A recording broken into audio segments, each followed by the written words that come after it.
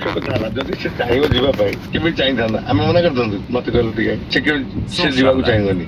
ସେ ତାଙ୍କ ଯେହେତୁ ଅଦର କାଷ୍ଟଟା ହେଇଯାଉଛି ବୁଝିଲ କି କୌଣସି ଆହତ ଯିବନି ତାଙ୍କୁ ଗଲେ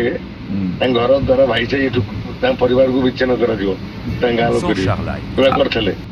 କୋଉଟା ଥିଲେ ବି ତାକୁ ପରିବାରଟାକୁ ଦେଖିବ ନା ସେ ନବନି ସେ ତ ବାହାଘର ହବ ନା ହେଇପାରିବନି ଡାଇଭର୍ସ କୋର୍ଟ ଗ୍ରହଣ କଲେନି ବା ଡାଇଭର୍ସ ହେଇପାରିବନି କାହିଁକି ମ୍ୟାରେଜ ଆକ୍ସେପ୍ଟେବଲ ହେଲାନି ହେଲେ ଆଇନ କାନୁନ ବୁଝିବାର ନାହିଁ ଯେହେତୁ ବୟସ ହେଇନଥିଲା ମ୍ୟାରେଜ କରିଛି ସେଟା ମ୍ୟାରେଜ ଗ୍ରହଣ କଲେନି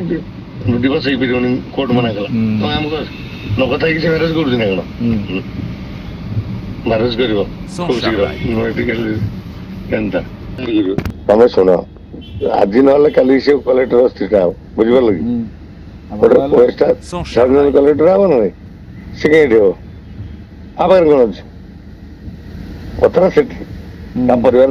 କାହିଁକି ତ ତାପରେ ୱେଷ୍ଟଟା ସବୁ ଜାଣିଲା ପରେ ତ ରାଜି ହଉଛି ତାକୁ ନିହାତି ହେଇଯିବା ଦରକାର ଯଦି ସବୁ ଏତେ କଣ୍ଟ୍ରୋଭର୍ସି ଗଲା ପରେ